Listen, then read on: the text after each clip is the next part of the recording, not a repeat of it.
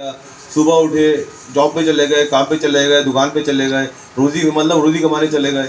शाम को घर पे आए, खाना वाना खाया, बच्चों में बैठे, बाहर दोस्तों में घूमे फिरे, रात को फिर सो गए। फिर इस तरह सुबह उठे, काम पे चले गए, रात को आए, सो गए। कभी शादीशुदा अपनी वाइफ के करीब चले गए, दो यंग लड़के घूमने फिरने चले गए और खा पी के टाइम पास कर दिया। और ये दिन ब दिन गुजरते जा रहे हैं। एक वक्त आएगा अपन सबको मौत का जायका चखना पड़ेगा। और ये मौत का जायका इतना आसान नहीं है, जैसे बता रहा हूँ कि अल्लाह ताला को ये मखलूक को पैदा किया अल्लाह ताला ने, फिर उसको जब जिस बंदे का दुनिया में आने का वक्त होता है तो उसके बाप की कब्र में उसको डाल देता है अल्लाह ताला। फिर उसके बाद जब उसकी बाप की कब्र से माँ के पेट में मुंतकिल हो जाता है। माँ के पेट के बाद जो है वो इस दुनिया में आ जाता है।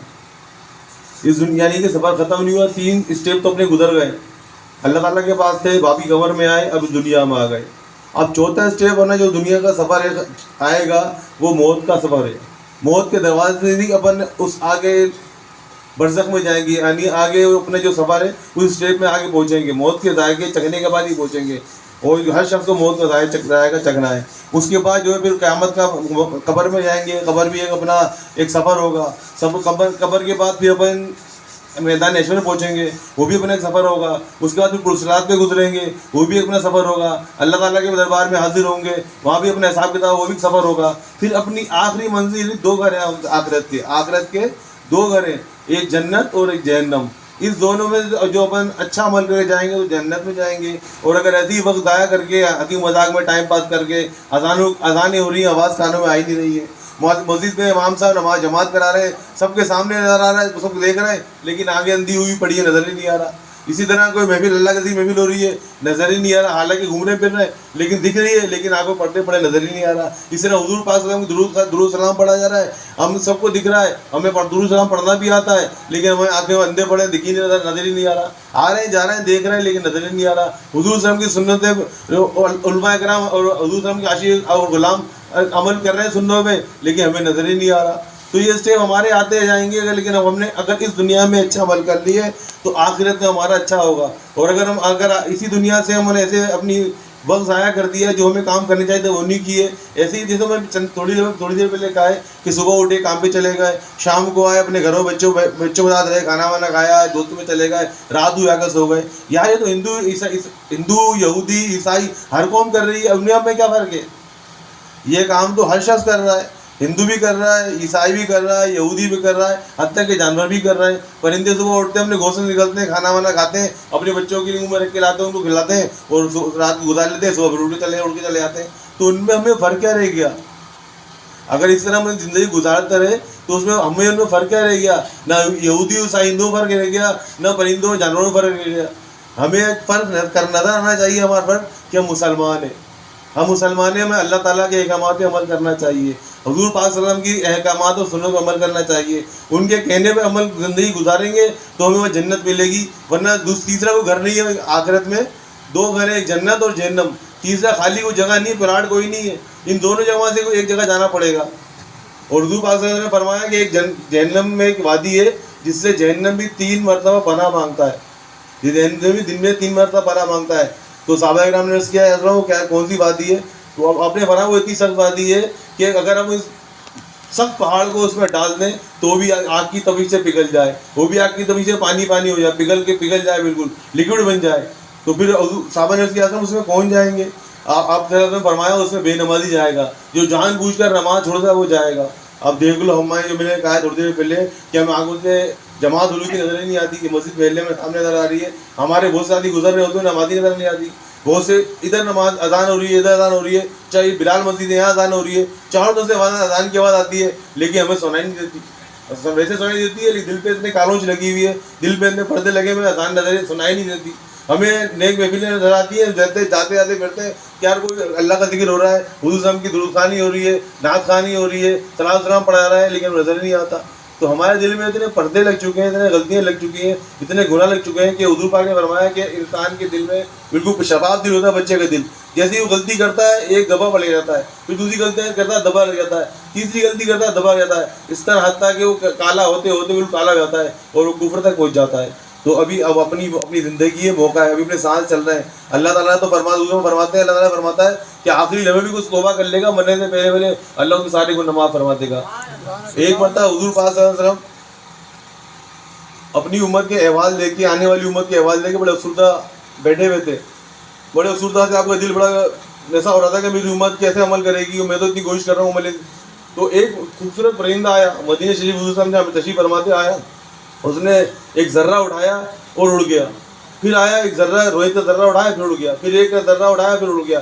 तो हुज़ूर पाक सल्लल्लाहु अलैहि वसल्लम ने फरमाया, चौथी पाँचवीं मरतबा आया ना, हुज़ूर साहब उसको देखने लगे। चौथी पाँचवीं मरतबा जब आया उसने फरमाया, परिंदे तू क्या कमल कर रहा है? तो परिंदे ने कहा, या रसूल अल्लाह, इंसानी ज़बान है, या रसूल अल्लाह, मैं समंदर पे बंद बांध रहा हूँ।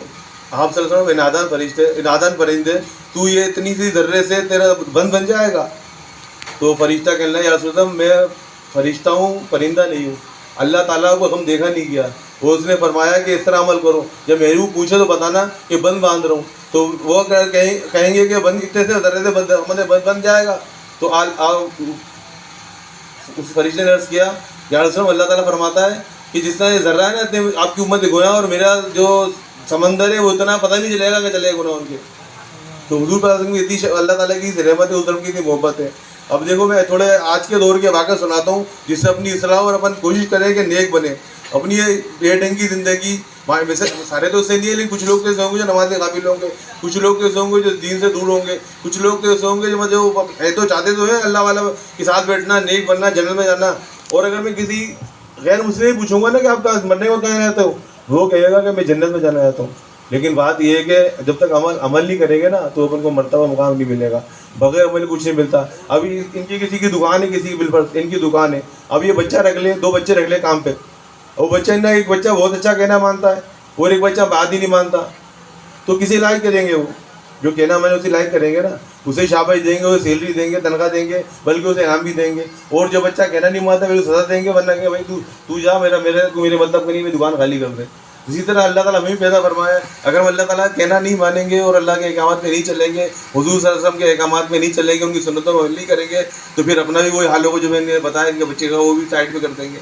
तो इस तरह अपन ये वो मौत का जायका चखना है ना, तो उसके बाद अब दूसरी मंजिल कब्र है। वो कब्र इतनी ख़तरनाक है, मतलब बयान से बाहर है। वो हर शख्स के लिए ख़तरनाक नहीं है, हर शख्स के लिए रहमतनाक नहीं है। वो उन लोगों के लिए जो अल्लाह ताला के अहकामात की, हुज़ूर साहब के अहकामात की तो लापरवाही बरतते हैं, परवाह नहीं करते। ये उन लोगों के लिए ख़तरनाक है, और ये तो उन लोगों की जन्नत का बाग है जो अल्लाह ताला उस हमको राज़ी करने की पूरी कोशिश करते हैं। ये उनके लिए जन्नत का बाग है जो अल्लाह ताला को राज़ी करने, हुज़ूर पाक को राज़ी करने के लिए पूरी कोशिश करते हैं। दिलो जान से अल्लाह ताला से और हुज़ूर पाक से मोहब्बत करते हैं, उनके इश्क में मुब्तला है, तो उनके लिए जन्नत का बाग है। 1965 की जो जंग हो रही थी, पाकिस्तान हिंदुस्तान की जंग हो रही थी, तो एक फौजी ने वाक़या बताया, 1965 में जंग हो रही थी हिंदुस्तान पाकिस्तान की। तो सियालकोट में पाकिस्तानी फ़ौज ने कब्रिस्तान में असला छुपा दिया, जंग का डिब्बू बना दिया, कब्रिस्तान में छुपा दिया असला, और 4 फौजियों की ड्यूटी लगा दी, बारी बारी पहरा दें। तो फौजी बता रहा है कि मेरी ड्यूटी लगी हुई थी कब्रिस्तान में, तो मैं देख रहा था कि कब्र में से ऐसी आवाज़ आ रही थी, कोई चीज़ टूट रही है, कोई चीज़ मतलब लोहा लकड़ कोई तोड़ रहा है, घोड़े चला रहा है। तो मैं हैरान हो गया, यार ये आवाज़ इतनी तेज़ आ रही है कि बाहर तक आ रही है, कोई उसमें कोई इंसान को मामला मुश्किल तो नहीं है, कोई दुश्मन तो नहीं छुपा हुआ, कोई ऐसी चीज़ तो नहीं है कि इसके अंदर वो नुकसान हो जाए, असला दबा हो जाए और वो मामला ख़राब हो जाए। जो मेरी ड्यूटी जिम्मेदारी है कि मैं इसको संभालूँ, असले की हिफाजत करूँ, ऐसा ना हो कि इसमें कोई धमाका हो जाए, कोई मसले मसाइल दोनों। बोले मैंने कब्र का मिट्टी हटाया तो तख्ता हटाया, तो मैंने देखा वो एक मुर्दा लेटा हुआ है, सही साली मुर्दा लेटा हुआ है, और एक चूहे से थोड़ा बड़ा एक जानवर वो उस पर मुँह मार रहा है। जैसे उसे मुँह मारता है उसको, तो एकदम वो पूरी उसकी हड्डियाँ चरचर टूट जाती है और पूरी लाश बिखर जाती है, लेकिन थोड़ी देर बाद दोबारा सी हो जाती है, फिर वो मुँह मारता है उसके ऊपर, फिर वो लाश बिखर जाती है, हड्डियाँ टूट जाती है, चरचर के बाद आती है, टूटने के बाद आती है, फिर इस तरह कई मरतबा वो मामला हो रहा था। तो मुझे बड़ा तरस आया, मैंने यार ये एक जानवर मुर्दे को सता रहा है। मैंने क्या किया, बंदूक जो गन थी उसकी बंदूक उसके आगे निकला हुआ था, उससे उसको हटाने की कोशिश किया, लेकिन वो नहीं हटा, वो वही अमल कर रहा था, बार बार उसको मार रहा था। तो मुझे बड़ा हैरत हुई, मैंने यार मुझे दुख हुआ कि यार एक मुर्दे को तकलीफ पहुँचा रहा है ये। तो मैंने क्या किया, अपनी गन ली और उसको निशाना लिया, उसको फायर किया। यदि फायर किया तो फायर उधर निकल गया, उसके लगाई। फिर मैंने दूसरा फायर किया, वो एकदम मिट्टी में घुस गया, पता ही चला, फिर निकल गया। उसने वही अमल किया, उसको मारा, वो एकदम हड्डियाँ टूटने लगी, सारी जिसम टूट कर फटने लगा, फिर दोबारा जुड़ गया, फिर फटने लगा, जुड़ गया। फिर मुझे बड़ा गुस्सा है, मैंने यार ये मान ही नहीं जानवर। फिर मैंने दोबारा फायर किया, तो जानवर ना मेरी तरफ मुतवज्जा हो गया, मुझे गौर से घूर के देखने लगा। जब मुझे गौर से घूर के देखने लगा तो मुझे बड़ा डर लगा कि यार खुदा ना खाता है मुझको हमला ना कर दे, क्योंकि मैं डर ही रहा था एकदम भदक के वो बाहर आ गया। जिसी कब्र से बाहर आया तो मैं भागा, वो मेरे पीछे भागा। जो भागा तो सामने थोड़ा तालाब, पानी का तालाब बना हुआ था, मैं तालाब में घुस गया। मैंने से बचूं, मैं तालाब से घुसा तो वो वाले तालाब के किनारे खड़ा हो गया, रुक गया वहाँ पर, और मैं कोशिश करते करते भागने लगा। तो उसने क्या किया, मैं तालाब के किनारे पहुँचा, बाहर नहीं निकला था, तालाब से बाहर पानी से बाहर नहीं निकला था, लेकिन उसने क्या किया कि अपना मुंह उसके अंदर रख दिया, इसमें पानी के अंदर। मुझे ऐसा लगा पानी एकदम खोलने लगा, एकदम पानी एकदम खोला उबला, मुझे इतनी चली तकलीफ हुई, मैं बाहर निकला। जब बाहर निकला, मैं बाहर निकल गया, बेहोश हो गया, होश ही नहीं रहा मुझे, मैं कहाँ चला गया। मेरी आँख खुली तो मैं CMH में दाखिल था, डॉक्टर में इलाज करा रहे थे। बोले क्या हुआ? बोले तुम्हारी टांगें खत्म हो गई, तुम्हारी टांगें गल गई, तुम्हारी टांगें खत्म हो गई। मेरे इलाज के लिए दुनिया जाके डॉक्टर आया, उसके फौज के डॉक्टर आया, प्राइवेट डॉक्टर भी आया, लेकिन मुझे फ़ायदा नहीं हुआ। हत्ता कि मेरा अमेरिका से भी ट्रीटमेंट चला, अमेरिका से ही मालूमात ली गई मेरी इलाज के लिए, लेकिन फ़ायदा नहीं हुआ, और आज मैं व्हील चेयर पर चल रहा हूँ। तो इस बात से पता है क्या पता चलता है अपन को कि जहन्नम के जानवर है, जहन्नम का अजाब, ये कब्र का इतना सख्त होता है कि आम अजाब से, आम जानवर से इतना खतरनाक होता है। उसने खाली मुंह पानी में रखा था और पानी इतना खोल लिया कि बंदे की टांगें ज़ाया हो गई, टांगें गल गई। तो अगर हम लोग ऐसे ही अपनी ज़िंदगी ज़ाया करके चले गए तो वो कब्र में अजाब बर्दाश्त कर लेंगे? सब अपनी सच्चे दिल सोचो, कब्र में अजाब बर्दाश्त कर लेंगे? अगर हम ऐसी ज़िंदगी ज़ाया करके नमाज़ों के काबिल रहे और नेक अमल से गाफिल रहे, ऐसे वक्त ज़ाया करते रहे, जो हमें जिस काम के अल्लाह ताला ने हुक्म फरमाया उसको अपने ऐसी ही लापरवाही से गुजारते रहे, तो अपने अजाब से कब्र से बच जाएंगे? नहीं बच सकते।